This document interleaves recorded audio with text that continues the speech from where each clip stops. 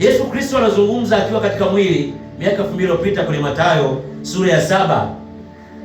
Mathayo sura ya 7 mstari wa 24 na 25, anasema basi kila asikiae hayo maneno yangu, maneno ya Yesu Kristo, na kuyafanya atafananishwa na mtu mwenye akili aliyejenga nyumba yake juu ya mwamba. Mvua ikinyesha, mafuriko yakaja, pepo zikavuma zikaipiga nyumba, ili ile isianguke, kwa maana misingi yake imewekwa juu ya mwamba. Mtu ambaye anasikia neno la Kristo na kufanya sawasawa na neno la Kristo linavyosema, Yesu Kristo anasema mtu huyo ni mtu mwenye nini? Mwenye akili. Ni mtu ambaye amejenga nyumba yake katika mwamba ulio imara, ambapo upepo ukivuma, mafuriko na mvua zikija, jengo lake haliwezi likatetereka wala likatikisika, kwa sababu limejengwa na msingi ulio imara. Nisikize vizuri. Wakorintho wa kwanza sura ya 10 mstari wa 4, Mtume Paulo anatuambia kwamba wana wa Israeli walikunywa maji katika mwamba wa roho uliowafuata. Ule mwamba ulikuwa ukiwafuata, ukiwapa maji wakati wanasikia kiu. Wana wa Israeli walipotoka nchi ya Misri kuelekea nchi ya Kanaani, Biblia inasema ule mwamba ulikuwa ni nini? Ulikuwa ni Yesu Kristo. Kwa Yesu Kristo katika lugha ya Biblia, popote walipoandika katika maandiko na Biblia, Yesu Kristo ndiye mwamba. Kwa hiyo tukisema tumejengwa sisi kama jengo katika msingi ulio imara, katika mwamba, tunamaanisha mimi na wewe tunamwamini Yesu Kristo, tumejengwa katika nani? Katika Yesu Kristo. Yako mafundisho ambayo hata wewe nadhani ushakumbana nayo, yanayotoka katika ule msingi wa Zaburi 11. Zaburi 11 mstari wa 3, unaosema kama msingi ikiharibika, mwenye haki atafanya nini? Na wahubiri wengi wanazungumza.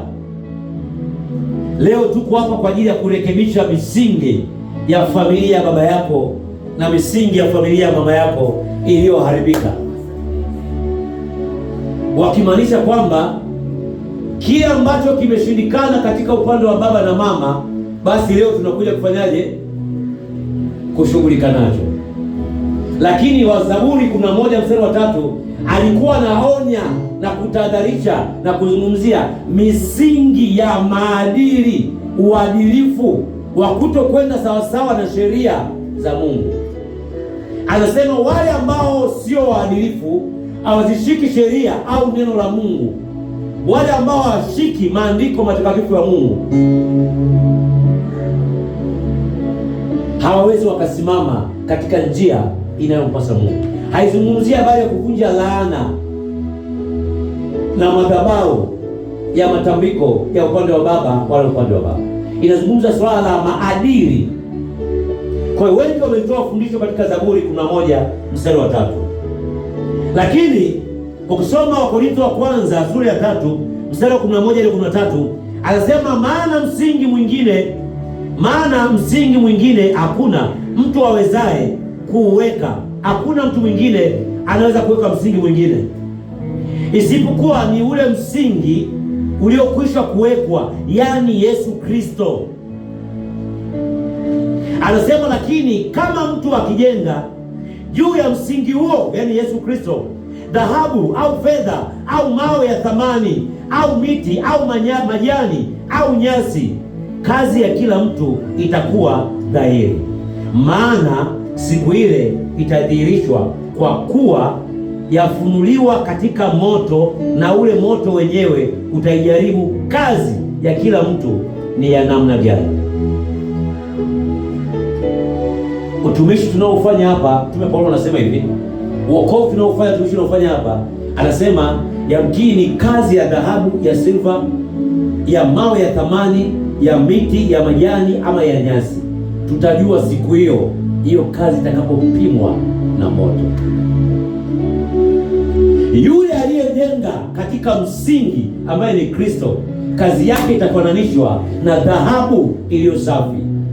Itakapopimwa na moto, dhahabu haitateketea, ndio kwanza itakuwa nazidi kung'ara siku hiyo.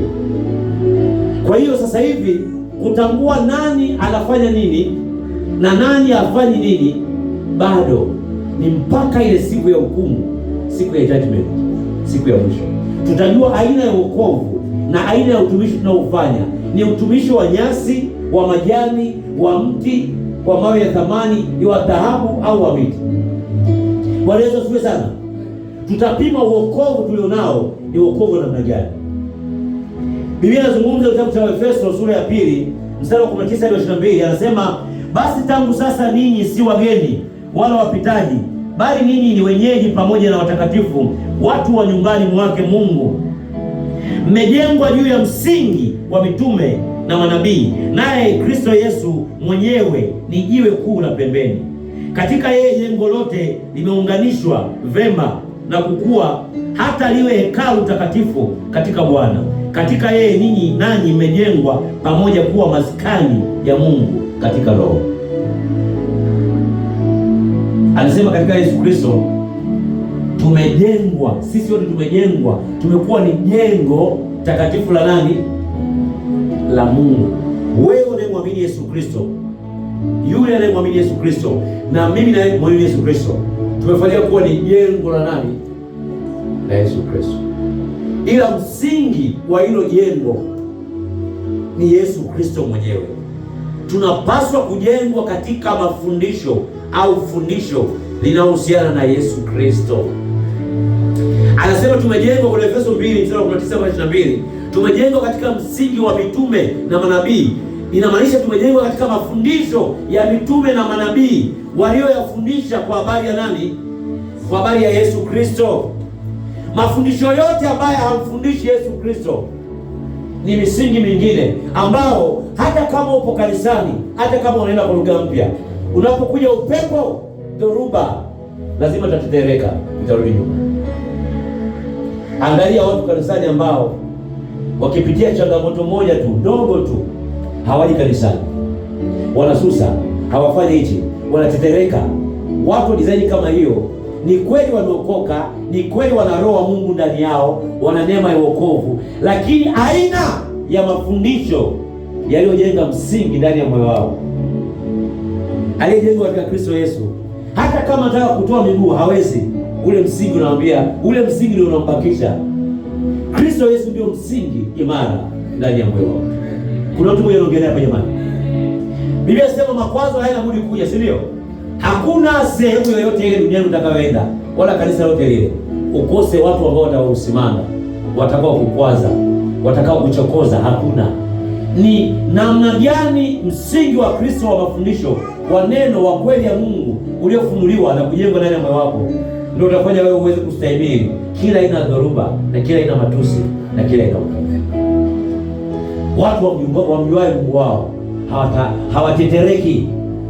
Waraka wa kwanza wa Petro sura ya 2 mstari wa 4 hadi wa 5 nasema Yesu Kristo ni jiwe lililo hai, ni jiwe lililo hai.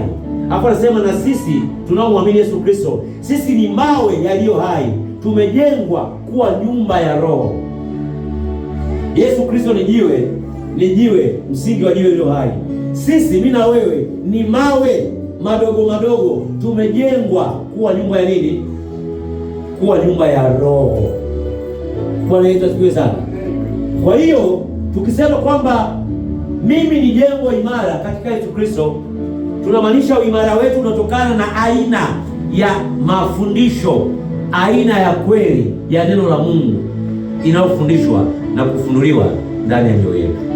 Uimara wako wewe katika Ukristo ulionao, katika neema ya wokovu ulionao, unatokana na aina gani ya mafundisho unayoyasikia na kuyatafakari. Kama mafundisho unayosikia na utafakari yanategemea watu, moyo wako utakuwa kwa watu, sio kwa Kristo Yesu. Yanategemea vitu, moyo wako utakuwa kwa nani? Kwenye vitu, sio Yesu Kristo. Dhehebu fulani au dini fulani, moyo wako utakuwa kwenye hilo dhehebu au dini fulani na sio Yesu Kristo. Kuna mtu mmoja anaongelea moja mwanapenda. Lazima yoyote yule awe dhehebu hili, yoyote lazima ajengwe katika fundisho linalohusiana na nani? Yesu Kristo. Hata lile dhehebu likimtukana na kumtoa nje na kumfukuza, yupo Kristo ambaye atabakia ndani ya moyo wake. Wanaweza tuwe sana wanaosimamia au tunaosimamia madhehebu, na sisi pia ni wanadamu. Ifike mahali chochote kile kinachotaka kujiinua kukutenganisha na upendo wa Yesu Kristo kishindwe na kisiwezekane. Amesema kule Warumi sura ya 8, andika Warumi sura ya 8 mstari wa 35 hadi 39. Ni nani wa kututenga na upendo wa Kristo? Je, ni dhiki? Ni adha? Ni njaa? Je, ni uchi? Je, ni malaika? Je, ni walioko juu? Walioko chini? Je, ni wenye mamlaka? Amesema hakuna cha kututenga na upendo wa nani? Wa Yesu Kristo.